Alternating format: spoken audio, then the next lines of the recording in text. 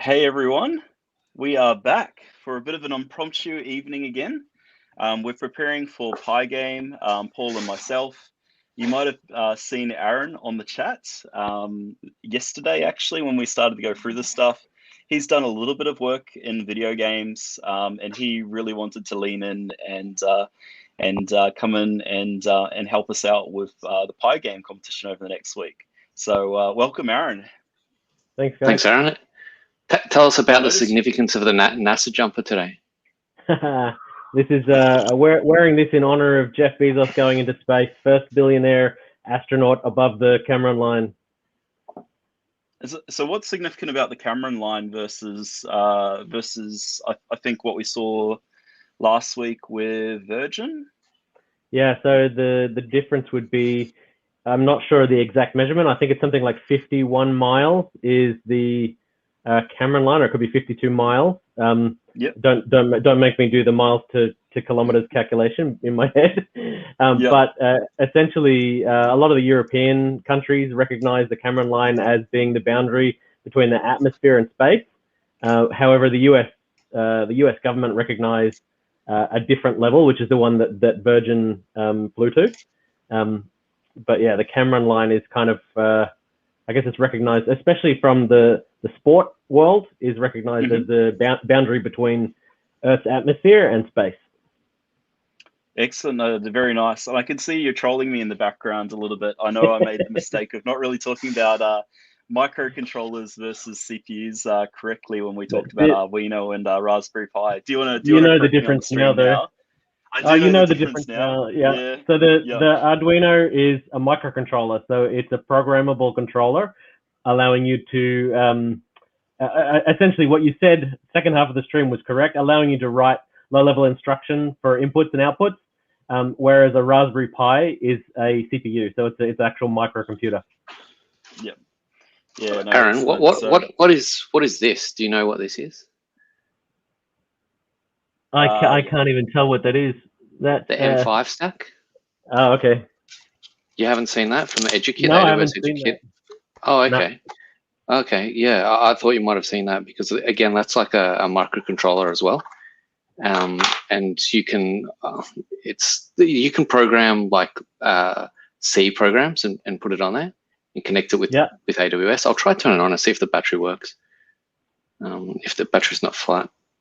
But this is all hooked up. It's got Wi-Fi as well. I think the battery is flat at the moment. Yeah. But I had this hooked up to MQTT, and I was pushing out messages to it and parsing them out. Awesome.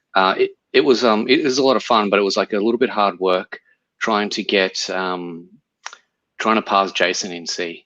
That was quite hard. The libraries aren't as easy to do, so there's a lot of work fiddling around with that.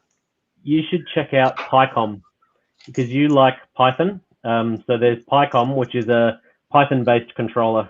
So you can actually write in Python, and it'll compile down onto the controller. Okay. Yeah, I'll check that out. I'll paste into the chat the links to some of those workshops and the M5 device as well. Awesome. One of the other things that we spoke about yesterday that Matt and I were talking about was my son was sort of talking to me about wanting to do some programming in Python. That's like his computer on that side there. He's usually playing like Minecraft and does some block coding and Roblox and whatever. But I got that book today, so for anybody that was interested, this is the book that I've been working through with him. And he's 9, and we're probably about 40 pages in. And he's like quite enjoyed that. So it was called Computer Coding Python Games for Kids, and that's by Carol Vorderman. I'll paste the link to that in there as well. Does it go through the basics of Python first before it gets into it starts with the right to the basics of print statements, input, if conditions, loops, like really basic stuff. So we haven't even got to anywhere where you could load up some graphics or anything like that. We're miles away from that. And interestingly, he has had a lot of fun building like his own game that says, if I take a series of words and if I spell those words correctly, then it basically was taking ingredients, and if you put the right ingredients together, you get a spell, a potion. And then so we had a loop, and you could type these things in, about 10 of them, and then you'd get these potions. And he was having fun building a text-based game before we even got to thinking about any types of graphics. So it was really interesting to go ahead and do that. Yeah, you know what I reckon is really cool about kids learning games development is that it's so similar to actual embedded systems development. So when you learn that game loop and how everything runs in a loop, then you apply that to hardware, and it's exactly the same. I think it's amazing. All these young kids, like your children, learning to program loops. So cool. Yeah, I actually learned from game development. Then I went into web development, and I was thinking, how backwards is web development? When I first started, I'm like, why doesn't it have this loop? Why isn't it constantly running? Yeah. And then you realize, like, the whole point is saving the render is completely different. Mobile devices and yeah, but we're kind of slowly getting there with React, right? Like with reactive components and being able to update when state changes, like all that stuff's like pretty cool in newer days web frameworks compared to old. But yeah, the game loops, I love it. It's like whatever you call is going to run during the game. You can call your actions, you can have your state changes, you can have everything happen. And it's all powered through this one infinite loop almost until you call a quit or an end. Yep. And Paul's just posted the link to the M5 stack that he showed off beforehand, so I might put that up if anyone's watching the stream later, so they can find that URL. Now, I know you're so excited, Aaron, that you've done a bit of pre-work already today. We're not allowed to officially start the Pygame event until I think it's Thursday night or Friday morning. They'll give us a particular topic. So the way these things work, I don't think I explained it last time, but the Pygame ones, they run for 7 days.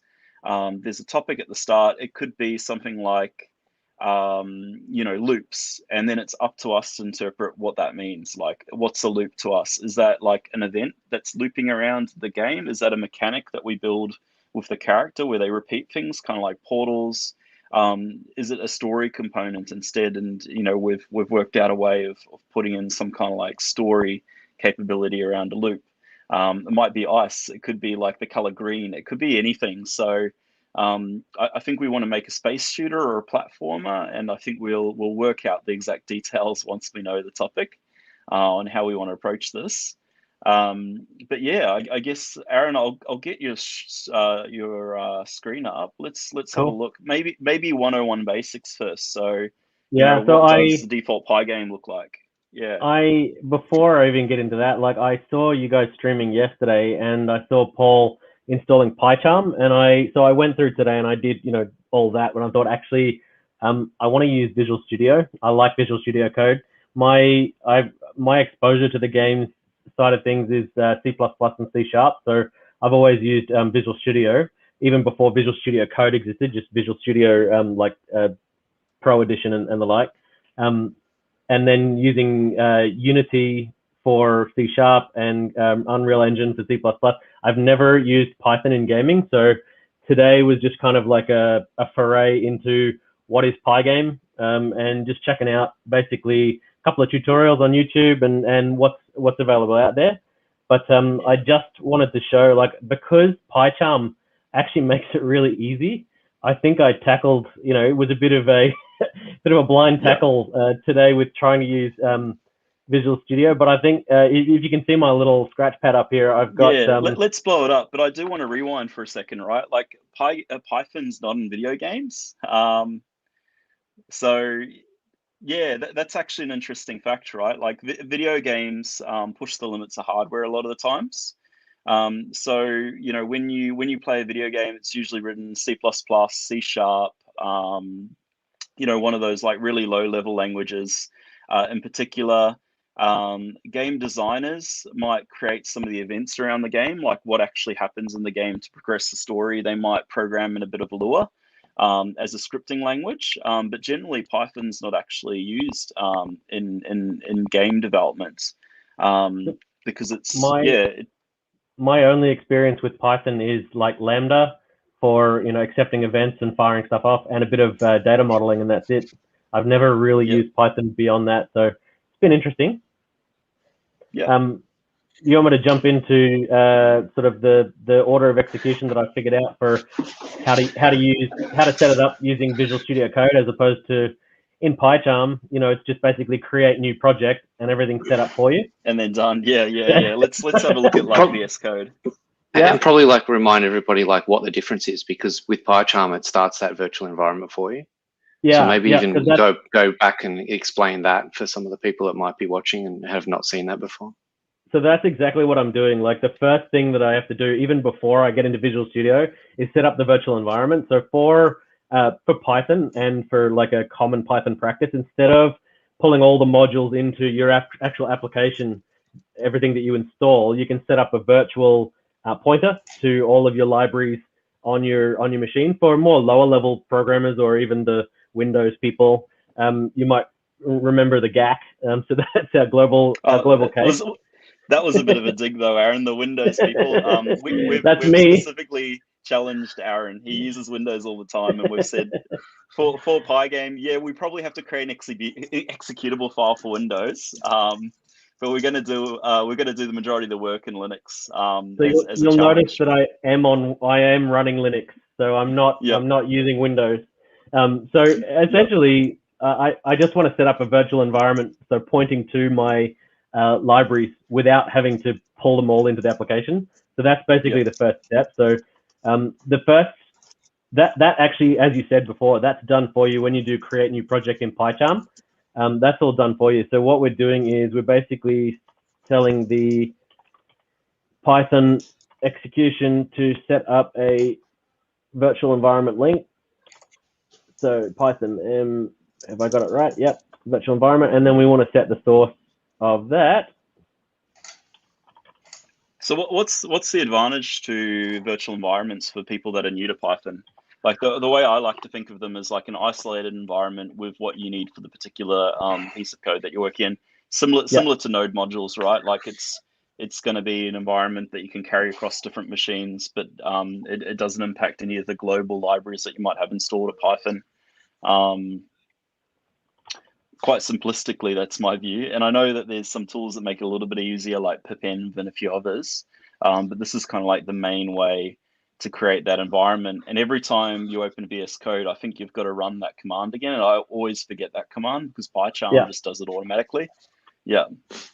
So what I think you can set up, if there is a VN file sitting there, you can configure VS Code to start the environment.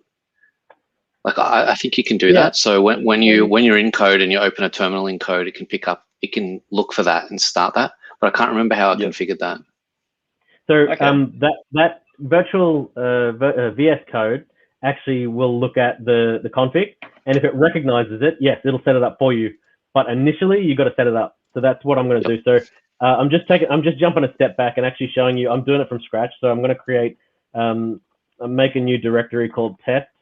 So in the directory, that's my blank directory. So that's going to be my new application is in the test directory. You'll notice that I've put it in my my projects folder. I know you guys have your Paul, you've got your workspaces, and Matt, you use dev or developer or another folder. I use projects. That's my little difference. Yeah, it's projects or development, and it varies on every single computer that I have, but it's always in the root user folder.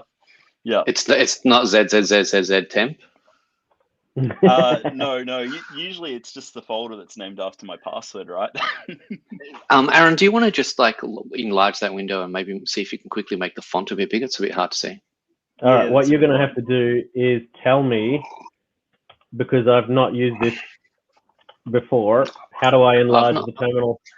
I've not used that specific font terminal to do it, but I guess it'll be the standard controls. Like it's universal, like across Mac and Windows for zoom and zoom out.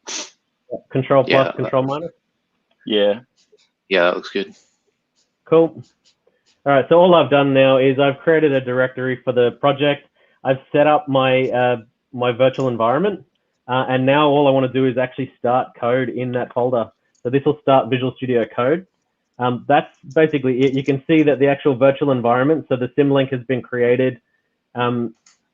for, oops, I've just lost everything on the other side that you can't see. Can you still see my screen? Yeah, we can see VS Code now. Yep. Okay, cool. I've got stuff on my other screen. I didn't know what was going on. All right, so you can actually see that it's set up the symlink to the virtual environment, and then all of the libraries that we need for Python. All we want to do now is actually, so we're gonna create a. There's two ways of doing this, right? So I could have actually done a touch and then done it from here to create the main.py, or I can do it from. What's touch, Aaron? I know that we got Kartik in this thing, and I know that this guy specifically, Kartik, was looking into operating systems, so he might not be familiar with the command touch. No worries. So touch on Linux is the ability to create a file, and when you specify touch and then the file name and extension, it'll go and create that file without actually having to run through a dialog and specify. So it's basically just creating a file. So let me demonstrate that. So if we were to actually do, I think this is that's the wrong terminal. Let's open up the terminal I've already got. I think that's the wrong one as well. All right, let's do it from the terminal here. So we're still in, yes, we are. Okay, so if we do touch and then we go main.py, that will create a main.py file up here. So that's the equivalent of actually going and clicking up on in the actual IDE new file and then typing the name. So it's a blank file essentially. But before we do anything with that file, actually, I want to install, let me just make this, make this smaller so I can see that I'm getting the syntax right. So I want to do the pip install. So I'm used to other package managers, but for Python, we're going to use pip. So again, Python 3 pip is our package manager, and we're installing the module name is Pygame.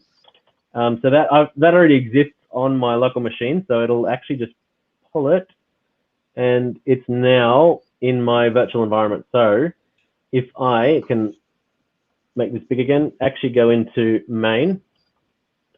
So now I can actually, let's do import, and let's not make a liar of me, Pygame. Cool, we can see it there. So we know that we've actually got Pygame library that we can import. So that's done. Like that's basically the bare minimum that you need to do. Now, we could probably save that. I believe what you were saying before was that if we open this, if I was to open this again, I'm hoping, actually let's close this so it's not got the virtual environment set up, and let's do it from scratch. So if we go to, where are we? CD projects, and test is what I called it. Now, if we go code, hopefully it's going to recognize everything. And we will be able to tell if we actually look at, so you can actually set up the interpreter that Visual Studio Code uses. If we go to the actual command terminal in Visual Studio, so to get there, it's Control-Shift-P. If we actually, you can start typing Python and select interpreter. If I select interpreter, I can see that the current interpreter is bin Python 3. So I know that the virtual environment's already set up, so I don't need to do anything. So essentially I could go and install new modules now, and it will install it into the virtual environment. So you're right, I don't actually have to go and set up the virtual environment in the command line after it's already been done. And so now if you like, I could actually run you through some like very basics on like the game loop or something similar. Let's have a look at the fundamentals so we can get refreshed. It's been a while since I've touched Pygame. Yeah, and maybe zoom in on this as well, Aaron, because it's a bit small. Yeah. Let's go here. Oh, that's heaps. Probably not. You might want to zoom out. Give yourself a little more space. Yeah. All right. How's that? Yeah, that's good. Yeah. Awesome. All right. So this is good because like I'm as I said, I'm new to Python gaming. Like I've done other things in Python, but it doesn't use the game loop. So for me, it's been a good foray into understanding how Python works. So the first few things, like before we actually get and set up the view and stuff, let's actually define. So let's define the main loop. So the main loop is going to be, so main is our function that we're actually going to call our loop in.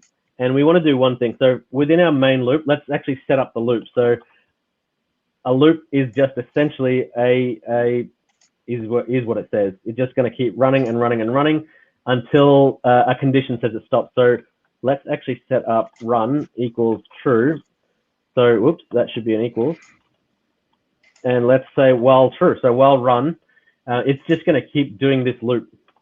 And basically, we could leave it at that, and essentially that would be a while loop. It's just going to keep running. So there's nothing there to see or anything. It's not going to be displaying and healing the screen. So let's actually use Pygame to display something on the screen. But before we do that, we actually want to be able to turn off this event. So we actually want to be able to close this. So to end the while loop, this was the cool thing that I found today, that Pygame has all of the events that we need all in its own library. So for event in Pygame.event.get, so if we actually do a call on get, it's going to get all the events that are available in the loop that as Pygame is executing. If we say the if event, the type of event, if the type is equal to Pygame.quit, and that is a if statement. So if it's available, if it's type quit, then we just want to turn run into false. So that would basically, if we go to quit, that's essentially going to end the loop.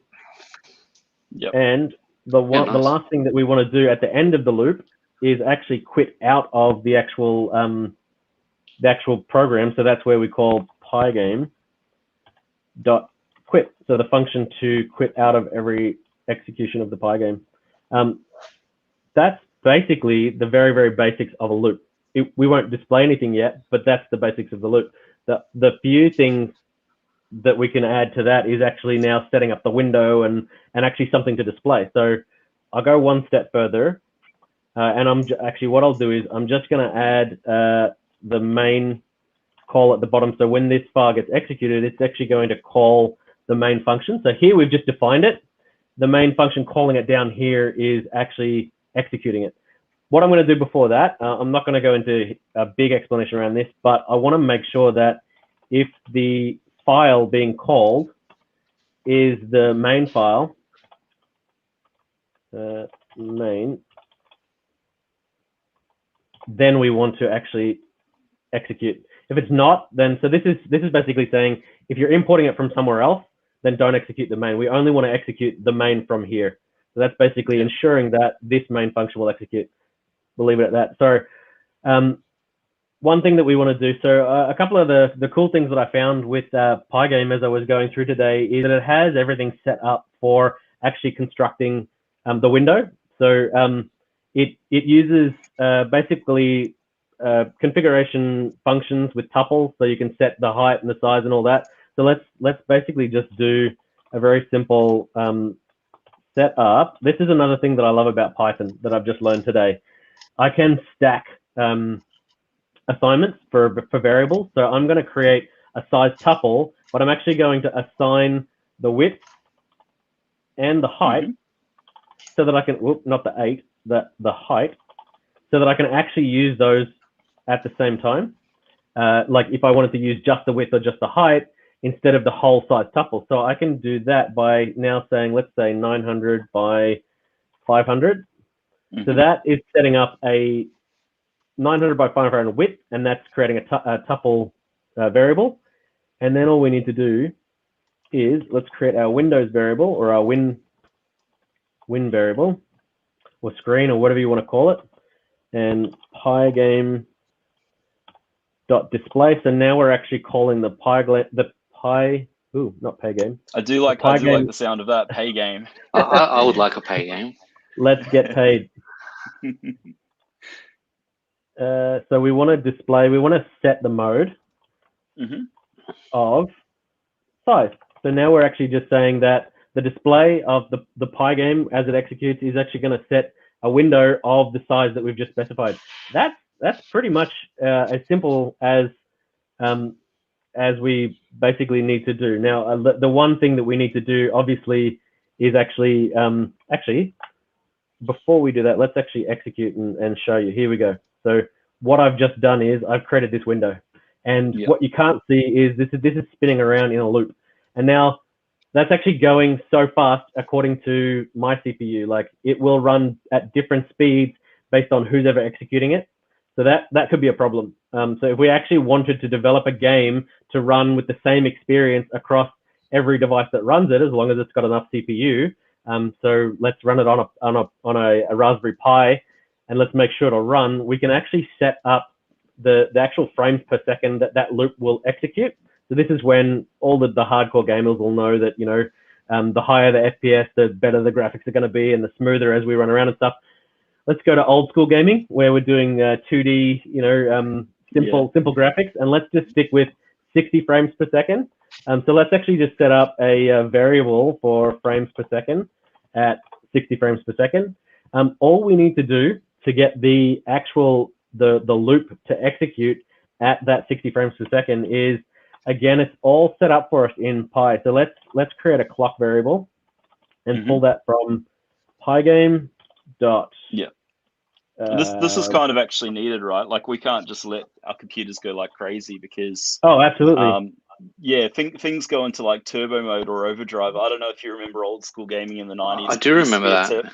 Yeah, there used to be a turbo button, and you'd press it, and like Miss Pac-Man and the Pac-Man game would go super fast, really fast. Yeah. Oh, sorry, you go. No, you go into. I'll explain the second half once you've gone. I was going to say I actually installed PyCharm earlier today, and I ran the same thing that Paul went through yesterday. And the ball, that little app that he used for the demo, the ball on my screen was going wild all over the place. Like, it was super fast. So that's when I realized, hey, we need to set a clock. Otherwise, you know, it's going to be way different depending on who's executing it. Yeah, I was going to say it's especially important for animation timings as well, like, because animation isn't like you know, like velocity based or based on like bone movements as you'd have in 3D games. You know, the animation's actually based on like having a very long picture and then basically just moving from different segments of that picture to play different animations. And so, like, if you look at like the original Mario games, I think his jump animation was just one frame. So it was him standing and then him jumping like that on an angle. And then you'd have his walk animation. I think it was only like 3 frames a second walk animation, right? And so you really need to lockstep the animation, the frames of animation that you've got for your character to the frames per second. So like, if we've got a very simple game, we've made like a small character that's only like, you know, 32 pixels by 32 pixels. We want a very cheap walk animation that's 3 to 5 frames. We would have to abstract away from the 60 frames. Like, you know, we would say, like, for our 5 frames, we'd divide time. Would kind of divide the 60 frames by 5, and then like on each fifth of that 60 seconds occurring, we'd go to the next animation step. So it gets very complicated, and animations are very lockstepped, and that's also why it's very hard to kind of give old school retro 2D games smoother animation without having to invest in machine learning to generate frames in between for you, like through tweening and such. Yeah. So that's exactly what this tick is doing here. So this Pygame time clock allows us to create a tick, and exactly what you just described then, by assigning the FPS. So this is 60 frames per second. It's going to tick. It's going to loop at 60 frames per second. So when we add like events to this to animate something on the screen, let's say we create a velocity of something moving across the screen at 5 ticks, or a velocity of 5, it's going to do that calculation for you. So it'll know how far to move it as the ticker is going. So it'll make it much smoother. But that's basically it. Like, I can actually show you. I have been working on a game tutorial for a simple shooter game, which is using this structure. Like, the only thing that is more complex about building out a game now is now we start to define libraries. Like, let's actually just say all right, so let's say define, what are we going to do? Draw window. So let's draw stuff to the window. And oops, I almost did my, still got to get away from other syntax. So is that line on line 16, is what's happening in that clock tickers, is it doing the calculations to divide how much time has gone to effectively do a sleep to slow down the while loop? Exactly. Exactly, that's what it's doing. It's actually slowing this while loop down to tick, so it'll only execute on every, like, that 60 frames per second. So it'll only execute 60 times in 1 second. And exactly right. If it's going faster, it'll slow it down. If it's going, well, if it's not going fast enough, you need a stronger computer, but you should be all right at 60 frames per second. What am I doing here? So if I want to draw, let's just say, let's add, all right, so this uses RGB tuple. So let's say 255 dot, no, 255, so that should be white.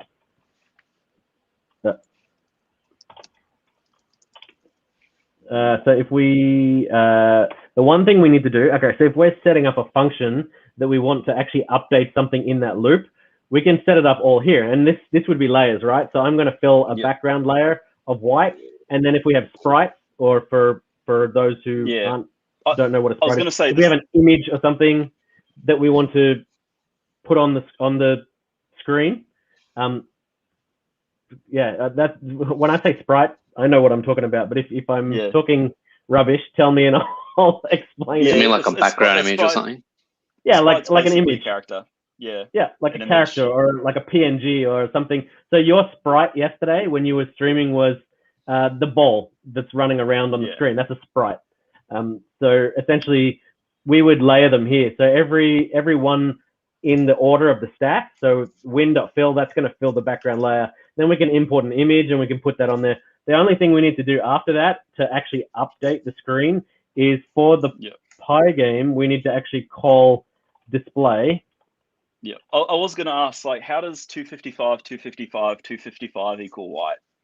Okay, so RGB, red, green, right? blue. Yeah, it's red, green. So 255 is the very maximum. That's all color for red. Yep. So all red, all green, all blue, and all together that makes white. So if you wanted black, it would be no color, no red, no green, no blue, and that would be black. So then all of the colors of the spectrum come between 000 and 255, 255, 255. Yeah, and art school says it's additive versus subtractive, right? Like correct. When you blend paints in real life, like they all come together to make black at the end of the day. Yeah. Whereas in computer terminology, like when you combine all the colors together, it makes white. So that's, I think the term's additive for white, and then subtractive for black. Yeah, and that's because it's the electromagnetic spectrum. It's light. So when you add different colors of light, all the light in the spectrum together makes white. Yeah, that's it. So that's it. That's all we do. So if we do that draw win and we execute that now, essentially every tick, it's now going to update the window to be white. So if we execute that, well, we've got an error. What's our error? Have we not imported something? Yeah, Pygame time. So let me have a look.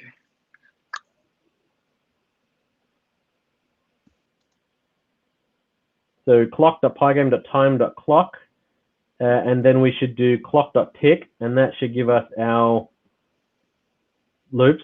We want to draw our window at the, it could just be my Actually, scroll up. Have we done like a Pygame minutes to begin with as well?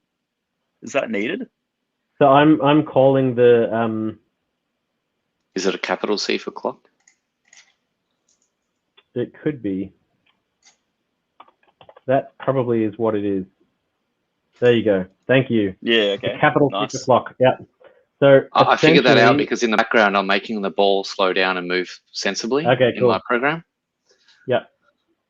The only other thing that I don't like is this Pygame window. So let's just change that before I jump onto something else. So the last thing we can do there is, where are we setting up other stuff? So we've set up the window here. Let's add it to this. So if we just call, what's it called? It's Pygame dot display set caption, I believe. And let's call this my first game loop. And let's run that again. There we go, my first game loop. And we have our game window, and we have a loop that's running 60 frames per second. What I can do is so smooth. I can quickly, instead of going through all the code to actually set it up, I can show you one that I prepared earlier. Yeah, let's go there. All right. File. How do we do this here? Close folder. Let's just open a new window. Open folder and then. Yeah. File. Open folder. Projects. Pygame. That's the one we want actually. Pygame. Open that. So before I execute it, I'll just show you. It's the same thing, right? Let's hide this. It's the same thing. So here is our main. Here is our while loop. We've got our ticker running. All we're doing is we're actually capturing more events. So we're actually capturing a key down event. We want to check the keys to see if we're using ASDF. That's the control key. So that's the bullets. Let's go. Here we go. So we're actually capturing key pressed. So pygame.key.getPressed. It has the library for all the input, all the capture of input. Then we've just created two functions for the red rocket ship. So this was a tutorial that I found on YouTube. I'm just following along. Essentially, it's creating two rocket ships that are going to fly around on the screen and fire at each other based on AWSD for one side and up, down, left, right on the other. So all it's doing is it's handing in the key press function and the actual sprite or the actual rocket that we've set up. So we've set up a rocket here. Probably something we can get into later is around setting up a rectangle for interaction. And then we're actually setting the rocket ship into that rectangle. So there's something that we overlay there for moving it around and understanding collisions and stuff like that. But that's getting way complex. So instead of going through it all, I just wanted to show it's pretty much the same. Set up the window. We've done a couple of things here. We've set the tuple as white and black instead of doing it directly. We've set a border so we can actually see a line in between the two and set up some basic collision. All the collision is actually just checking the X and Y of the sprite on the screen based on the velocity, so how fast it's moving, and whether it's gone off the screen or whether it's touching the border and it won't allow it to go over the border. So I haven't. And I noticed you've got like a window blitz as well, like, and then you do a window update. So that's just like whenever the coordinates change, it will just go through the loop and the display the update, right, and make sure those coordinates are rendered like where the image should be, which is your ships, right? Blitz is just rendering a sprite to the screen, exactly. So based on for the window, we want to blitz, we want to render a sprite to the screen. This is the sprite that we want to render, and this is the coordinates that we want to render it at. Remembering that X and Y starts at the very top left-hand corner, so 0, 0 up here, and then X and Y. Yeah. So then when we run that, that's basically placing the sprites on the screen. That's the border that we're looking at there. If I do AWSD, that's taking our inputs and allows us to fly around on the screen on one side. And if I do left and right, I can do them together. So it's nice and smooth because it's just running at 60 frames per second. If I was to take that ticker off, it might get, let's actually try that. I haven't tried it, so this may fail dismally. But if we take our ticker off, how do I comment in Python? Shift 3. Hash. Hash, thank you. Still getting there. Aaron, did you want to share the link to that YouTube video? Because after work, I watched it for about 20 minutes or so too, and I thought it was pretty good. Now, it's insanely fast, right? Yeah, I'm touching left and right, and it's just going mental. So that's how you actually, let me grab the tutorial URL. Where are we? There we go.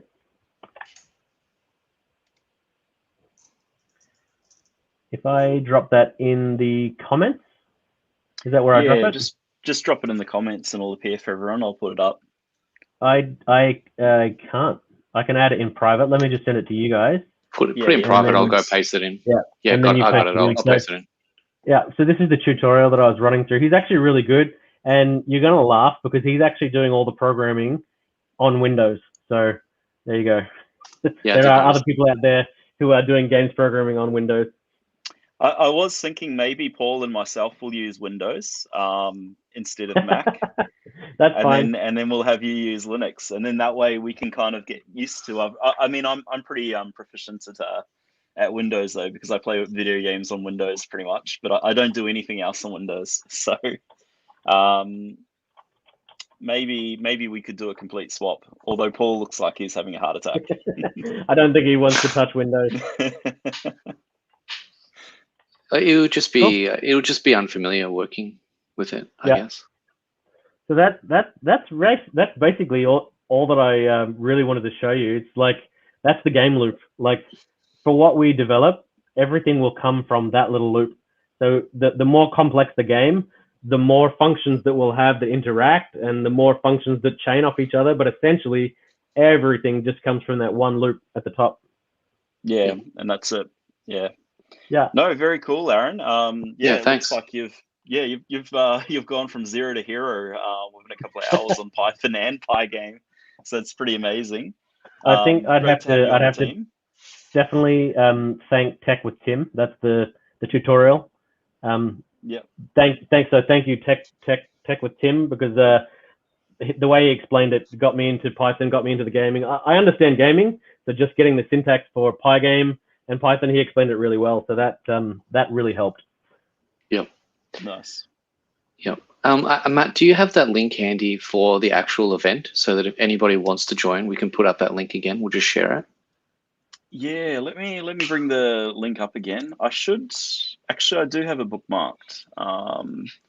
I'll place it on the Twitch and then put it up on the screen for everyone. 2 seconds. Yeah, cool. Because like and did either of you have a think about any of the type of games? So because we were sort of reminiscing some of the games when we were kids, and we were talking about Jill of the Jungle and Biomenace and Raptor Call of the Shadows, and those are some of the fun games that I used to play when I was a kid. I don't know whether it was like that for you, but I used to buy like shareware. Like my dad would buy me like one floppy disk. I could pick one game. I think they're like $3 or something. Yeah, that was my once a week treat. I used to have a subscription to PC Gamer.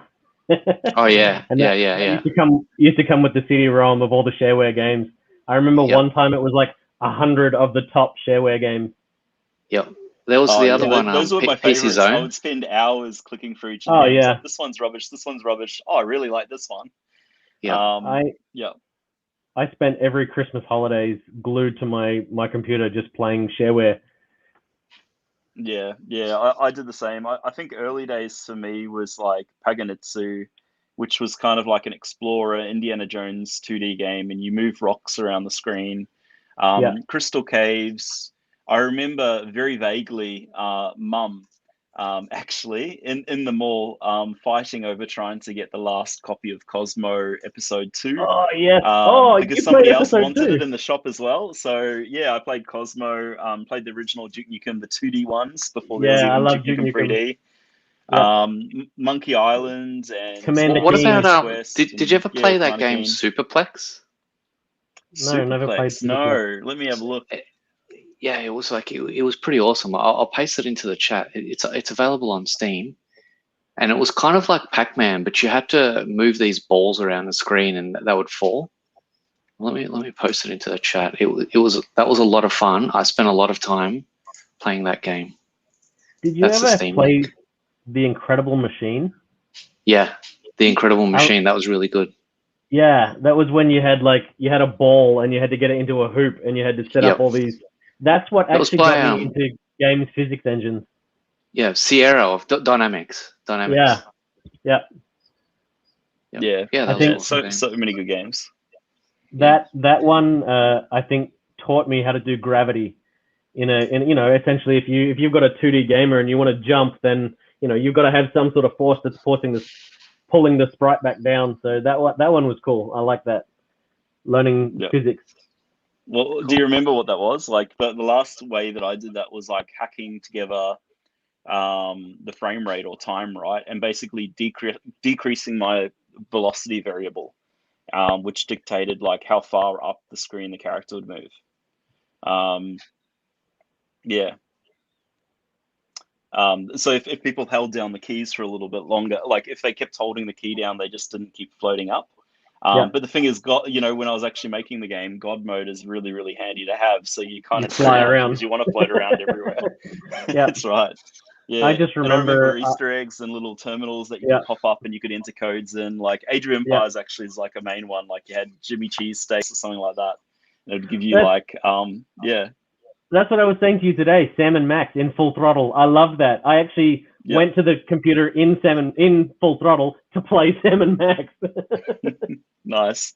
I've actually Or got art from the original artist of Sam and Max in my house. So Nice. Steve Purcell's the original artist, and he did some watercolor paintings, and then he signed them, and so I've got them. I've got them in my hallway actually, because I love Monkey Island and Sam Max way too much. Did you play the more recent Wolfenstein? Yeah, I played the newer ones. Yeah.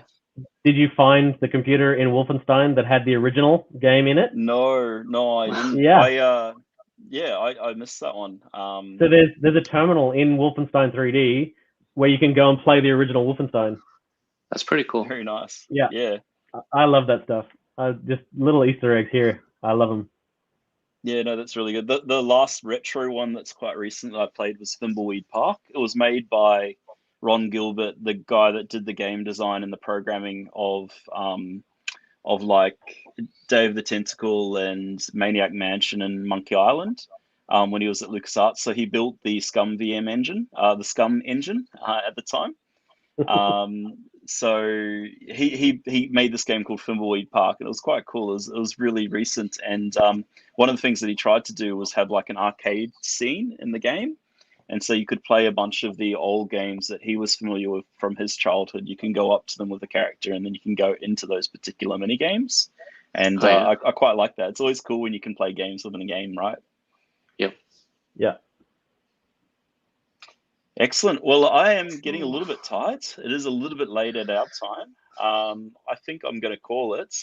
Any last words from either of you? Aaron, you've done amazing. Like, really glad to have you on the team. If you've done this in the last couple of hours, I can only imagine what we're going to hopefully produce over the next 7 days when it all kickstarts.